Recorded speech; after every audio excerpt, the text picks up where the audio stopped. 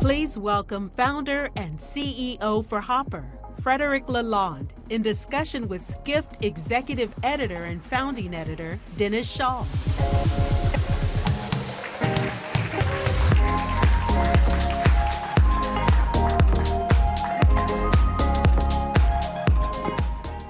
Fred, thank you for being here. Really appreciate it. Please put some questions for Fred in the app. I'll be your best friend if you do that. So Hopper is really leading the charge and doing some things that haven't been tried before in online travel. So I want to hear all about that. And then you have some contrarian views about a few things that I would definitely like to hear about as well. So for people who don't know, could you explain what Hopper is and how you make money?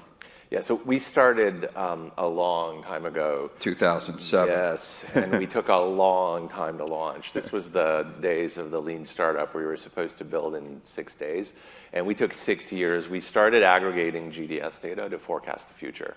And we did a bunch of dumb things in between, and I remember some people writing about us like the first things we launched. But where we really got our traction is we were helping people figure out when to buy. And you would think that airfare completely consolidated, all the problems are solved, but everybody that you know, they know you work in travel, is like, when should I buy this ticket? And Hopper basically solved that. We launched as an app only, which was super weird in 2015. And as a consequence of that, we became the brand of choice of pretty much anybody under 40, and almost nobody under 40 knows who we are. So we're the largest travel app. We get more downloads than Booking or Expedia. We have about 70 million users on this thing.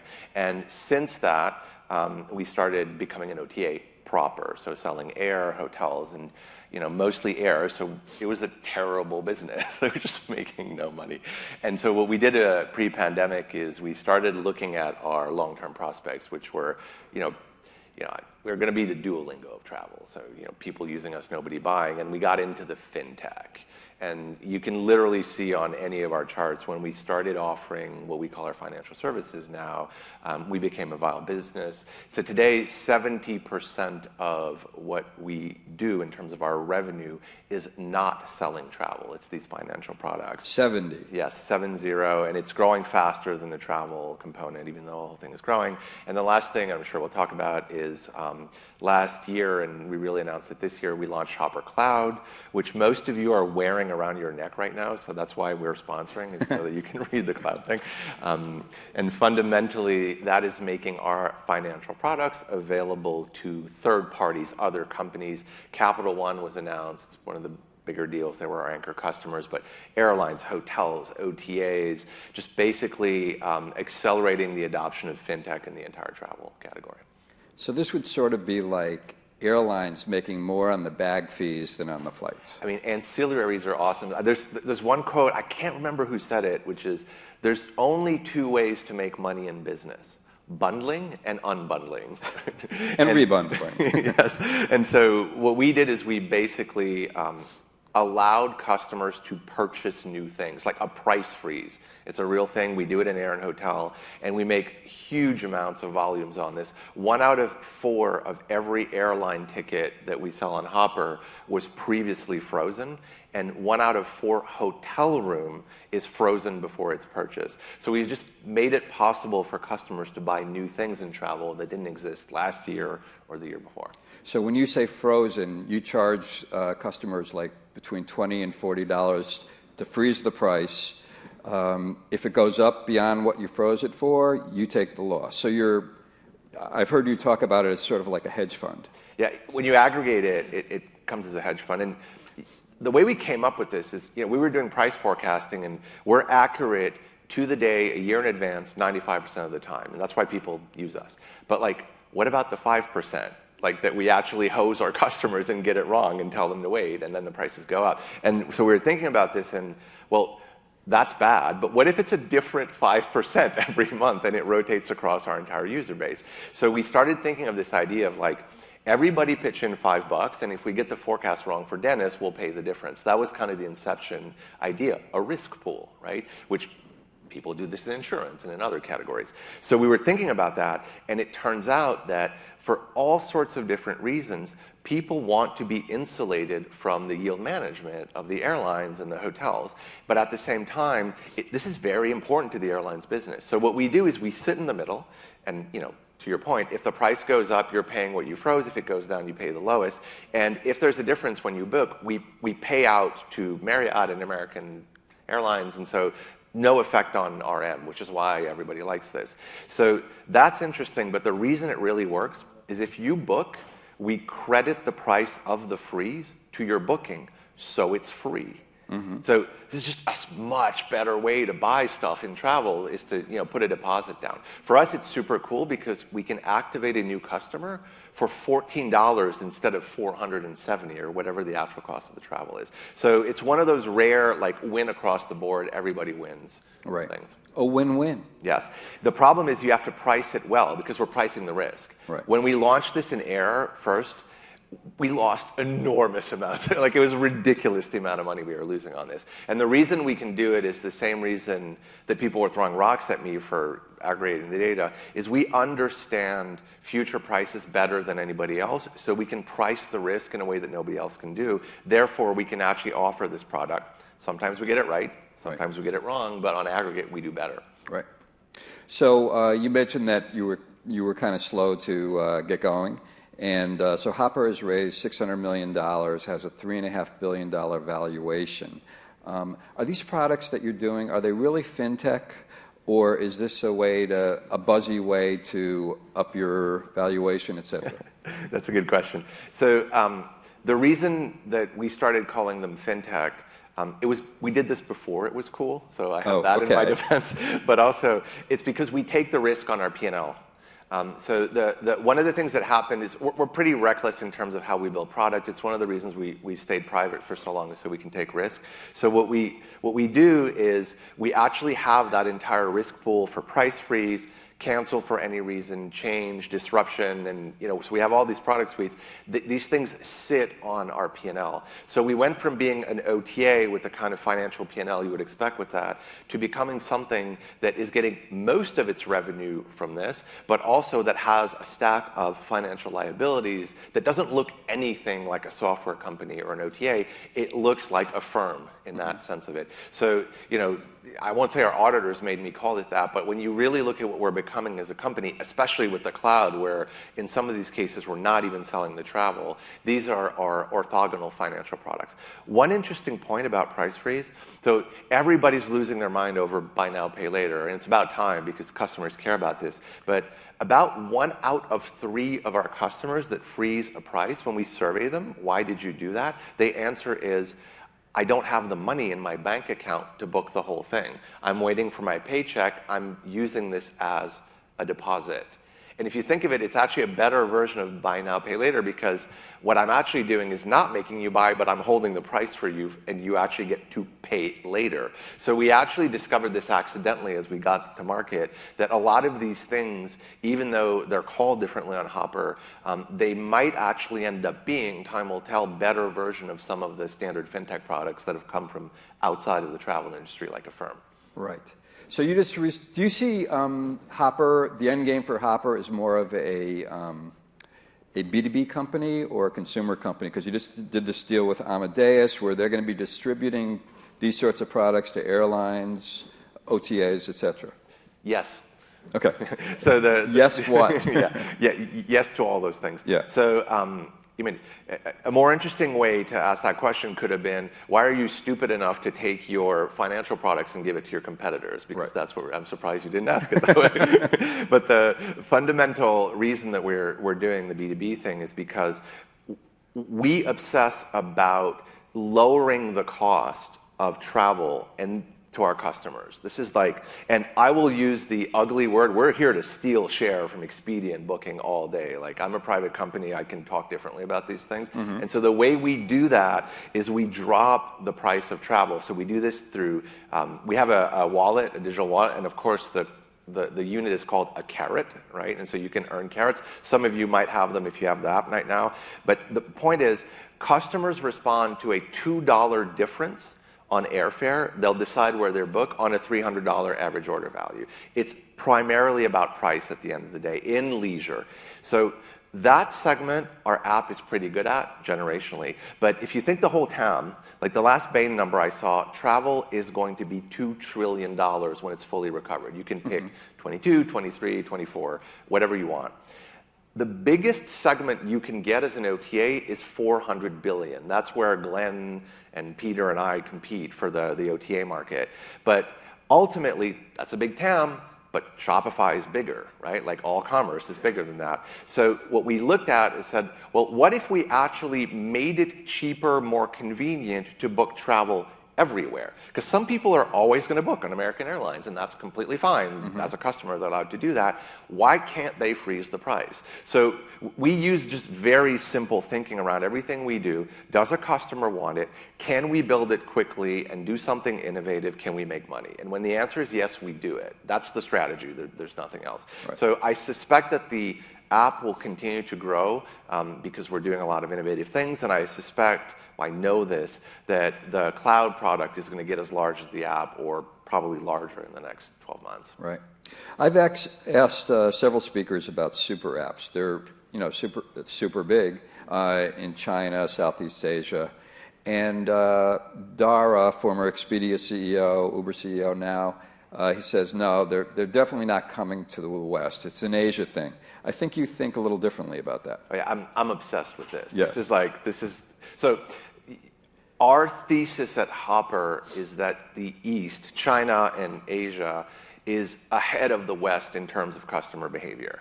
And so you got to be careful looking at what old guys like you and me do. And if you have kids or teenagers and you look at what they're doing with their phones, it's not like an incremental change. It's completely different behavior. And so the way that we use social media in the West, the way that we do commerce is totally different than China. True, but if you slice it generationally and you start to look at what Millennial 2 does and Gen Z, their behavior starts to look a lot more like what you see in Latin America and Asia, not just the mobile use, but how they use it. And so here's my thesis, right? On the web, so if you think the primary device is the desktop, and you use Google for almost everything, because as a customer, we are going to compare on average 34 websites before we book something. And 10 times that's TripAdvisor, because he's really good at getting in Google, and right. Google is almost all of that. On a phone, switching between 34 apps that do the same thing is a mental illness. Nobody does that, right? And so you don't have to, that's the strategy, right? On the phone, you pick one third-party app and maybe a supplier app, and that's what you're using, and that's the end of the day. So when you look at the mobile share between third-party and supplier, like take Meta and OTA over here and Direct over here, you actually see that both constituencies are growing equally. And this is hard to do. If you pull out app only, forget the mobile web that old guys like us do, but right. Nobody under 35. Second reference, yeah. The old guys. Yeah. Go ahead. Glenn also did the same thing. So if you look at that, on app, which is most of phone time, the aggregators are winning massive share. Because you launch an app. You don't go Google, then Google get the app. And this is how, I have some proof of my theory here. We have gotten to 70 million users with our app, and I have functionally given Google zero money in 8 years. Right? They're not part of that ecosystem. And so my thesis is that there will be a Western global super app for travel, right? It may actually be owned by one of the e-commerce giants. So it might be Amazon, it might be Alibaba, Google, or Facebook, or one of these guys. But it will be app commerce, and it will be super app. And we're obsessed with this idea, and we're trying to become that. Do you hear anybody clamoring for, to do everything on one app in the West? I mean, Google is under, antitrust scrutiny for being a monopoly, controlling too much of the web. Do people really want to do all their travel using Facebook or Amazon? We saw airline consolidation, limiting choice. I just don't see people clamoring for this kind of thing. So because we're doing it wrong. Okay. Like everything we're doing in the West for this thesis is wrong. So like I'll take my favorite example, which we talked about, like Pinduoduo. Okay, so raise your hand in this room if you know what Pinduoduo is. For the record, only because I talked to him. Yeah. So Pinduoduo is actually the largest e-commerce app in China. It's available in the West. It's all in Chinese, but you can take a look at it. And it is this absurd mix of gamification, live streaming, and they actually have the largest, fastest ramp up to $5 billion of revenue, faster than Alibaba, faster than ByteDance. And they're actually publicly traded at $100 billion now. And so what did these guys do? How did they do it? They literally don't acquire customers, yet they have 750 million monthly active users. And yes, they sell travel. It's actually the last tab. They just launched flights. They just did it, yeah. And they have hotels, actually. So what they did is they said, people are willing to invest time doing various things, comparison shopping, comparing this, going here, to save money in commerce in general and in travel. We will put that in the app, but make it fun. So you can literally, this is a true thing, water a tree like a Tamagotchi, and at the end of a week, you get free fruit. Like, this is actually one of the things that they do. They have this other thing where if I invite you and we shake our phones together at the same time, we will get booking credit. They have another thing where we can start what's called a team, where we decide that we're going to Fort Lauderdale, and we shop and book at the same time, and the more people I invite to my team, or your team if you start it, the more discount. The point is, this app does one thing that I've never seen. If you engage with it, like with Duolingo, you get real money back. Facebook, Amazon, like name all the Western companies. Just for using it? Just for using it. Okay. And so typically, OTAs will spend $20, $40, $50 a customer, like to acquire a customer. And we're forking that out to Facebook and Snapchat and Google, which is okay, but why don't I give this to you as a customer in the app? So today, our spend budget, our digital marketing budget, is way over $100 million a year. So we're still an order of magnitude smaller than the big guys, but we're up there. We almost give twice as much of that in-app. And my goal is to have a marketing budget of 0, and we're trying to figure that out. Mm-hmm. So I think you're not seeing this pick up in the West because we are doing it wrong, because we don't understand how customers are going to behave in the future. Right. I'm going to get to the audience question, but first I want to ask you, you also believe that SuperApps, travel super app coming to the West, it might take 10 years for it to get traction, and that it will make Google irrelevant, and that Expedia and Booking.com can't do it because it's not in their game plan. So expound on that. Yeah, so Google as a company won't be irrelevant. Like they own half the infrastructure, the fiber, Android, all that. But I think searching, going to a keyword will lose share. And actually, there's proof of this. This is almost 5 years ago.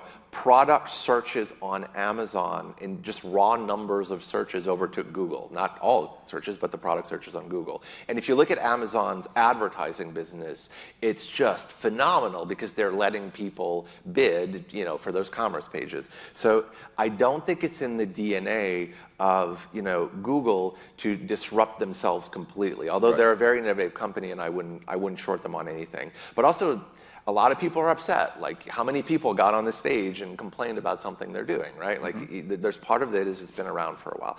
The Expedia and the bookings, it's because, look, they have a great gig. Like, they put $5 billion into Google and they get $9 billion back, when there's not a pandemic. So come on, of course they're going to keep doing that. And then they have to worry about all the other stuff that's happening. This is one of those things where, you have to be built, your DNA has to be built for the ground up completely differently. How many hundreds of millions of dollars of revenue am I forfeiting by not being on the web? You can't book air on the web, on Hopper, right? So, it's probably a lot. Is that going to make me more likely to come up with a super app model that works in the West? Yes. Will we succeed? Well, let's talk in 5 years. I'll see how it's going. Come on back in 5 years, yeah. Fred. Yeah. I do want to ask this audience question. Do you have any plans to start accepting virtual currency? We're very interested in all currency.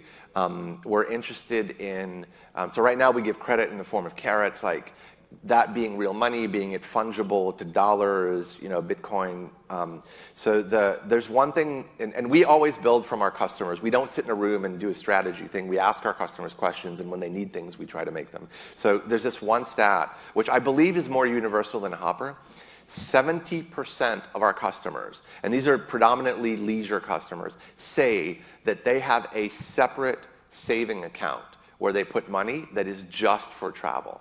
So they're saving up for their trips, right? And so, think of what Alibaba did with Ant in terms of so it's, if you take a fintech lens on making travel more affordable, to me, you have some Bitcoin and you want to use it to go to a Marriott, I should be enabling that. So my answer is yes. Is that top of our priority list? No, we're much more interested in getting the wallet infrastructure right, which is something that Western companies suck at. We're terrible at the wallet. Even in India and in Southeast Asia, they're better at it than us. Fred, we're out of time. But yes or no answers, SPAC or IPO in the next year? No SPAC, no IPO in the next year. Okay. Private rocks. All right. Thank you very much. Thanks.